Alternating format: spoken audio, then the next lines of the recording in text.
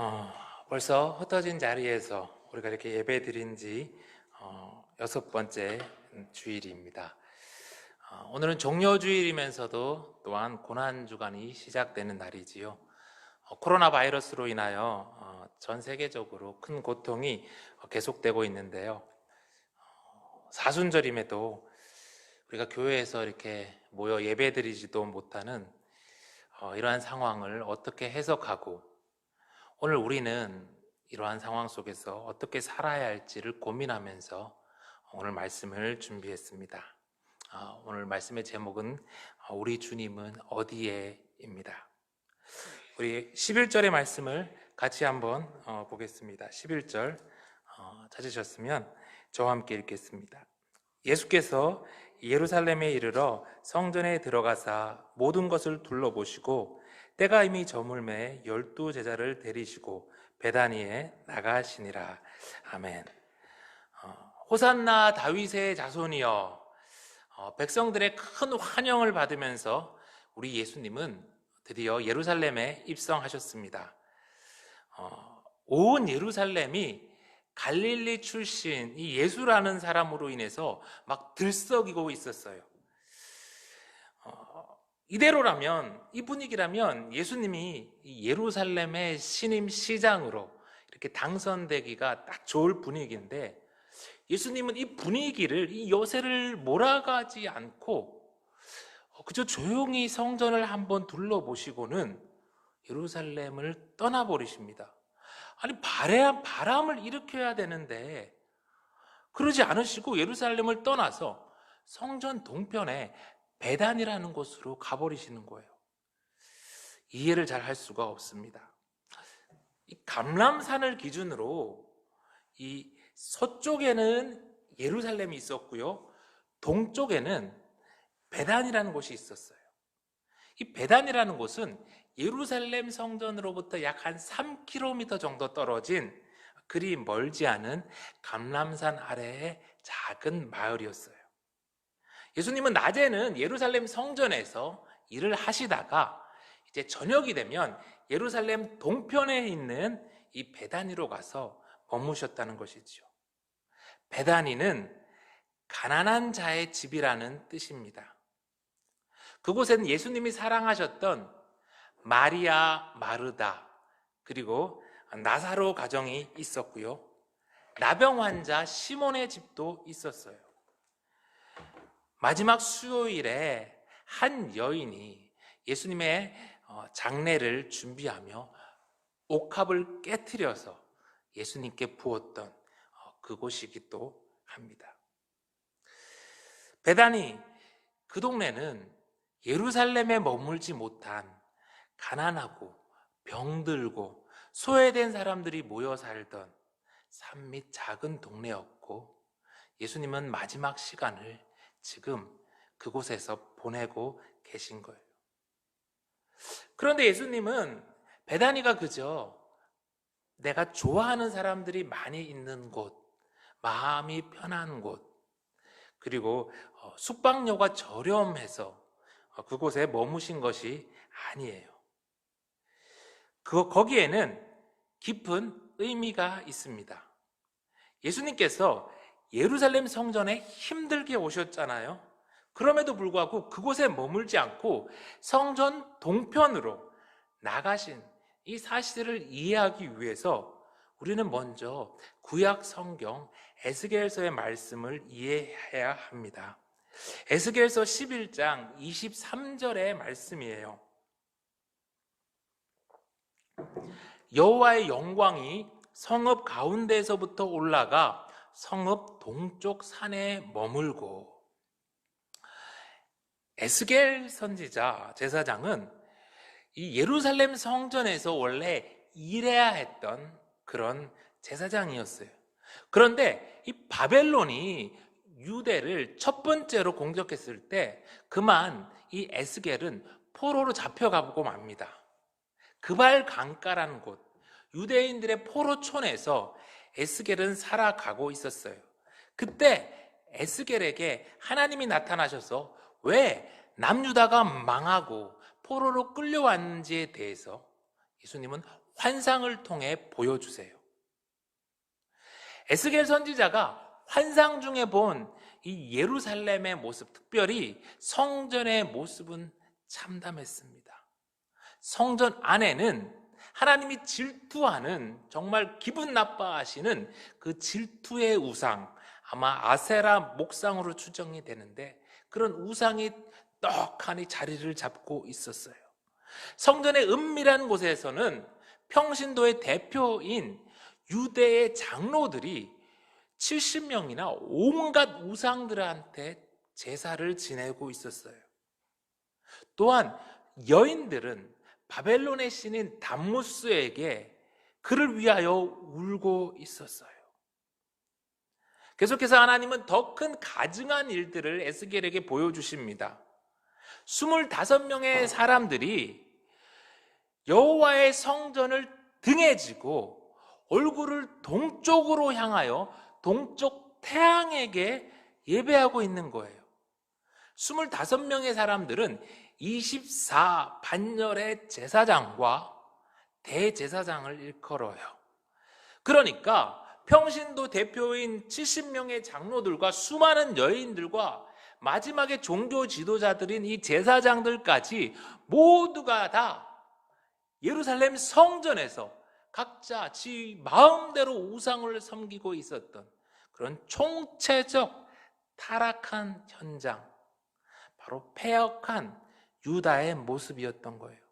하나님과 맺은 언약을 깨어버리고 우상을, 그것도 예루살렘 성전 안에서 섬기고 있는 이 남유대를 하나님은 마침내 심판해버리기로 작정하십니다. 그래서 예루살렘 성전, 언약궤 위에 있어야 할 하나님의 영광이 오늘 예루살렘 성전을 떠나가시는 거예요. 위대한 도시였던 예루살렘을 떠나서 동쪽에 있는 작은 산 감람산에 머무는 거예요. 남유다는 머지않아 바벨론에 의해서 완전히 멸망하고 맙니다. 패역한 유다를 떠나서 동편 감람산에 머무셨던 하나님처럼 오늘 우리 예수님은 예루살렘 성전의 타락한 모습에 분노하면서 예루살렘을 떠나 동편에 있는 작은 마을 베다니로 가신 거예요. 이제 우리 12절의 말씀을 우리 같이 한번 보겠습니다. 이튿날 그들이 베다니에서 나왔을 때 예수께서 시장하신지라. 베다니에 머무시던 예수님은 다음날 아침 다시 예루살렘 성전을 향하여 가십니다. 예수님이 뚜벅뚜벅 가시던 길에 길가에서 무화과 나무를 하나 발견하고는 가까이 가세요. 아마도 예수님은 할 일이 많으셔서 이 베다니에서 아침 일찍 나오셨을 것 같아요. 그러다 보니까 아마 아침을 못 드셨고 많이 시장했었을 것 같습니다. 당시 무화과 나무는 지나가던 사람들이 길가에서 허기진 배를 채우는 간단한 간식거리가 되었던 나무였거든요. 그런데 잎사귀만 무성한 이 무화과 나무를, 열매가 없는 것을 확인하시고는 그만 예수님은 이 무화과 나무를 저주해 버리세요. 아니, 이 무슨 날벼락입니까? 예수님이 아무리 배가 고프셨어도 나무를 저주하고 말라 죽게 해버리시다니. 우리가 아는 예수님은 참 좋으신 분인데, 선하신 분인데, 마가에 이어서 마태도 오늘 이 사건을 자세히 기록을 하고 있어요. 단순히 우연적이거나 우발적인 그런 사건은 아니었다는 것이지요. 예수님의 마지막 한 주일, 얼마나 소중한 시간입니까? 의미 없는 사건이 아니라 오늘 이 사건 역시도 깊은 의미를 품고 있어요. 여러분, 무화과 나무는요, 말 그대로 꽃이 보이지 않는 나무예요. 꽃이 이 열매 속으로 피는 나무입니다. 이 나무 자체가 목재도 별로라서 이게 별 가치가 없어요. 꽃이 보이지 않으니까 이게 관상용으로도 잘 쓰임을 받지 못해요. 무화과 나무를 심는 이유는 딱 하나, 순전히 무화과 나무의 열매 때문이에요. 열매. 이 무화과 열매는 1년에 한 2번 정도를 수확한대요. 이제 큰 열매, 상품성이 있는 열매는 8월에서 10월경에 이 열매를 수확하고요. 이 작은 열매는 3월에서 5월경에 이렇게 수확을 한다고 합니다. 오늘 13절의 말씀, 이는 무화과의 때가 아님이라 라는 말씀이 좀 오해를 일으키는데요. 이 말은 무화과 나무에 상품성이 있는 큰 열매를 수확할 그런 시절은 아니라는 말이에요. 그렇지만 예수님이 지금 이곳을 지날 때, 그러니까 지금 유월절을 지키기 위하여 이제 이곳을 지날 3월에서 5월경에는 분명히 작은 무화과의 열매는 기대할 수가 있었다는 거예요. 그런데 지나가는 나그네들의 허기진 배고픔을 달래줘야 할 이 무화과 나무가 잎만 무성한 채 아무런 열매가 없었던 것이죠. 지금은 예수님의 가장 소중한 생의 마지막 일주일이에요. 그 마지막 일주일에 예수님은 비장한 마음으로 예루살렘 성전을 향하여 뚜벅뚜벅 걸어가고 계세요. 평소에 안식일 지키듯이 우리가 주일을 지키시지 이렇게 매주 방문하시는 것이 아니라 예수님은 갈릴리에서 이 예루살렘 성전을 정말 목적을 가지고 오셨고, 그것은 성전을 깨끗이 하시려고, 조금 거친 말로 확 뒤집어 엎으시려고 오늘 예수님은 가시는 거예요. 그런데 성전을 저주할 수는 없으니까 예수님은 하나님의 성전을 저주하는 대신에 오늘 열매 맺지 못한 이 잎만 무성한 무화과 나무를 저주하시는 거예요. 에스겔서 11장에서 하나님의 영광이 패역한 예루살렘 성전을 떠나가셨듯이 오늘 예수님은 이 힘들게 찾은 예루살렘 성전을 떠나셔서 베다니로 가시고 또 길가에서 만난 무화과 나무를 대신 저주하심으로 하나님의 뜻을 마지막까지 온몸으로 전하고 계세요. 우리 15절의 말씀을 같이 한번 보겠습니다. 15절. 그들이 예루살렘에 들어가니라. 예수께서 성전에 들어가사 성전 안에서 매매하는 자들을 내쫓으시며 돈 바꾸는 자들의 상과 비둘기 파는 자들의 의자를 둘러 엎으시며. 예수님께서 찾아가신 이 예루살렘 성전은 성전에서 쓰일 희생 제물을 매매하는 자들, 그리고 돈 바꿔주는 그런 자들로 가득했어요. 그 모습을 보고는 예수님께서 상을 엎어버리고 쫓아내셨어요. 그런데 성전에서 제사에 필요한 제물을 파는 게 어때서요? 성전에서 필요한 돈을 바꿔주는 게 어때서 예수님은 그러셨을까요? 지금도 큰 교회들은 교회에서 이것저것들을 많이 팔기도 하잖아요. 예루살렘 성전도 처음에는 모두 좋은 뜻으로 시작했을 것 같아요. 하나님의 백성들이 좀 먼 곳에서 소 끌고 양 끌고 이 예루살렘 성전까지 오기가 너무 힘드니까 그 사람들을 위해서 이 성전 안에서 소와 양을, 제물을 팔았던 것 같아요. 처음에는 먼 지역에서 유월절을 지키러 온 사람들을 위해서 그들의 돈을 바꿔주는 일들을 시작했을 것 같아요. 그런데 1년, 2년, 시간이 지나면서 그 규모가 커졌어요. 액수가 커지면서 이게 그만 성전에서 돈 되는 사업이 돼버린 거예요. 시간이 지나면서 아무 제물을 바칠 수 없고 꼭 제사장들에 의해서 승인받은 제물만 바칠 수 있게 되었어요. 승인된 돈만 성전에서 쓰일 수 있게 되었어요. 똑같은 양인데 제사장에게 승인을 받은 양은 불합격된 양보다 몇 배가 더 비쌌고, 그렇지만 백성들은 그 승인받은 양을 사서 제사를 드려야만 했어요.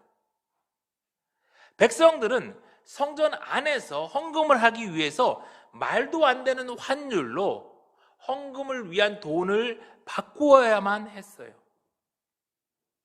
이 와중에 엄청난 커미션들이 오고 가고, 그걸 좌지우지할 수 있는 대제사장과 그의 일행들은 성전을 매개로 어마어마한 부와 권력을 누리게 된 거예요. 하나님의 백성들이 와서 하나님께 예배드리고 회복되고 돌아가야 할 하나님의 성전이 강도의 소굴이 되어 버렸어요.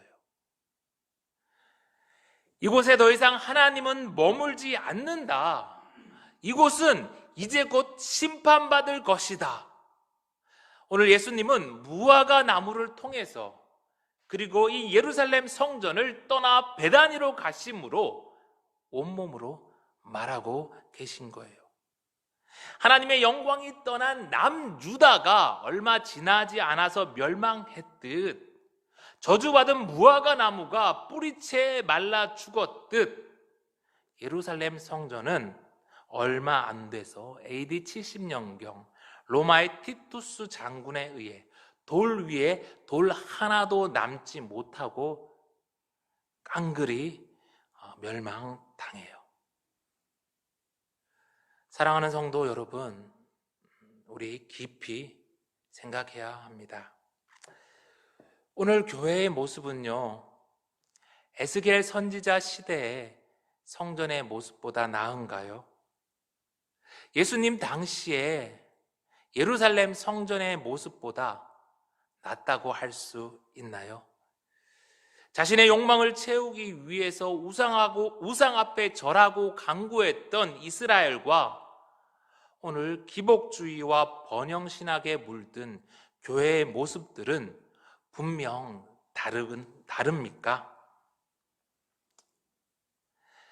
하나님 백성들 위해서 왕노릇하는 종교 지도자들과 그들과 함께 이익을 위해서라면 세습조차도 합리화하고 묵인하는 부끄러운 모습들, 오늘 우리의 모습은 예수님을 못 박았던 그 옛날 예루살렘의 성전의 모습과 많이 다릅니까? 세상은 뭐라 하든 아랑곳하지 않고 자신들의 성과 탐만을 쌓아 올린 채 그저 자기들의 이름만을 알리기에 바쁜 그런 교회들, 그 옛날 바벨탑의 모습은 우리 속에 없는지 깊이 이 시간 돌아보게 됩니다. 예루살렘 성전을 떠나셨던 하나님은 유럽의 화려한 예배당도, 미국의 반짝이던 예배당도 떠나셨어요.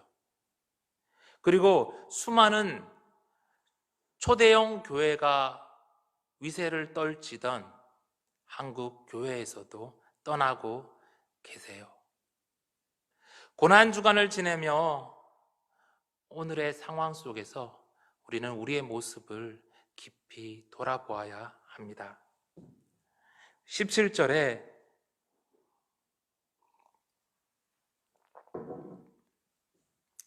예수님은 성전을 가리켜서 17절, 이에 가르쳐 이르시되 기록된 바 내 집은 만민이 기도하는 집이라 칭함을 받으리라고 하지 아니하였느냐. 너희는 강도의 소굴을 만들었도다. 예수님은 성전을 가르쳐 내 집은 만민이 기도하는 집이라고 하세요. 이 말은 이사야서 56장 7절에 나오는 말씀을 인용하시면서 오늘 예수님이 말씀하시는 거예요. 이사야서 56장 7절, 내가 곧 그들을 나의 성산으로 인도하여 기도하는 내 집에서 그들을 기쁘시게 할 것이며 그들의 번제와 희생을 나의 제단에서 기꺼이 받게 되리니 이는 내 집은 만민이 기도하는 집이라 일컬음이 될 것임이라. 여러분, 이사야서 56장의 말씀은 이방인들까지 하나님께서 다 구원하실 그런 하나님의 구원의 계획을 선포하는 말씀이에요. 즉, 이 예루살렘 성전은요, 유대인들만을 위한 성전이 아니라는 거예요. 이 예루살렘 성전은 보다 더 넓게 이방인들까지 하나님의 구원의 계획을 위한 그런 성전이라는 거예요. 결코 하나님의 성전은 몇몇 사람들을 위한 성전이 아니다. 특정인들의 탐욕과 권력의 수단이 되어서는 안 된다. 하나님의 성전은 이방인들까지 하나님의 백성이 되어 하나님께 예배드리는 만민을 위한 집이다. 만민을 위한 구원의 통로가 되어야 한다는 말씀이에요. 오늘 타락한 예루살렘 성전을 강도의 소굴이라고 꾸짖으시며 오늘 예수님은 성전이 어떤 곳인지를 우리에게 다시 말씀해 주시는 거예요. 하나님은 더 이상 하나님의 성전이 되지 못한 이 예루살렘 성전을 떠나버리셨어요. 대신 예수 그리스도가 이 땅에 참 성전이 되어서 오셨어요. 이제는 껍데기가 아니라 예수님의 제자된 저와 여러분이 하나님의 성전이에요. 바울은 말합니다. 너희는 너희가 하나님의 성전인 것과 하나님의 성령이 너희 안에 계시는 것을 알지 못하느냐. 여러분, 유다의 종교 지도자들은 마지막까지 하나님이 떠난 이 예루살렘 성전을 붙들고 그 껍데기를 붙들고 몸부림치다가 그 성전과 함께 멸망했어요. 돌 위에 돌 하나도 남지 못하고. 예배당에 모이지 못하는 참 불편하고 참 힘든 어색한 사순절, 그리고 이번 고난주간까지, 여러분이 모두가 다 역사의 주인이신 하나님의 손안에 있잖아요. 사랑하는 성도 여러분, 아름다운 건물, 풍성한 영상과 음향 속에서 진행되었던 예배들, 아이들을 편하게 맡길 수 있었던 교회 학교와 프로그램들, 좋은 사람들과 가볍게 식사하면서 교제했던 그런 교회 카페들과 여러 시설들, 이 모든 것들로부터 하나님은 우리를 잠시 떠나게 하고 계세요. 건물이 주는 혜택을 아무것도 누리지 못하는 이 사순절, 특별히 이번 고난주간을 보내며 우리는 진정 예배를 드린다는 것이 무엇인지, 진정 신앙으로 우리의 아이들을 기르는 것이 무엇인지, 진정 성도가 하는 교제가 무엇인지를, 그리고 무엇보다 세상 속에서 그리스도인으로 살아간다는 게 무엇인지를 우리는 깊이 생각하게 되어요. 예수님은 유대의 자랑이었던 예루살렘을 떠나서 가난한 동네 작은 베다니로 가셨어요. 오늘 우리가 좁은 공간에서 비록 스마트폰을 보고 예배를 드리지만 그래도 우리가 마음을 다해 예배한다면 바로 그곳이 주님 계신 베다니예요. 거기가 하나님의 성전이고 거기가 바로 천국이에요. 바벨론으로 끌려왔지만 믿음을 지켰던 그 남은 자들에게 하나님은 에스겔 선지자를 통하여 그 돌 같은 굳은 마음을 제하여 버리시고 살과 같이 부드러운 마음을 주시겠다고 약속하셨어요. 그 약속을 지키기 위해서 하나님은 독생자 예수 그리스도를 이 땅에 보내셨어요. 예수님은 우리를 위하여 수치와 고난을 당하셨고 마침내 십자가에서 죽으셨어요.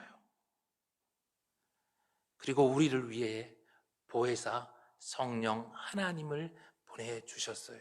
그 은혜로 말미암아 우린 마침내 새로운 마음을 지닌 예수님의 몸된 교회가 되었어요. 사랑하는 성도 여러분, 이제 말씀을 마칩니다. 이번 한 주 우리 고난주간을 보내며 이제라도 우리 껍데기는 없지만 진짜 교회가 되어봐요. 교회가 되어서 예수님처럼 우리도 베다니에 있기를 원해요. 우리를 살리기 위해서 고통당하신 예수님과 함께 아파하며 우리를 교회되게 하신 예수님을 정말로 기쁘시게 하는 진짜 예수님의 몸된 교회, 우리 예수생명교회가 되기를 여러분 간절히 소망합니다. 오늘 주신 말씀을 생각하며 이제 잠시 결단하는 기도를 드리겠습니다.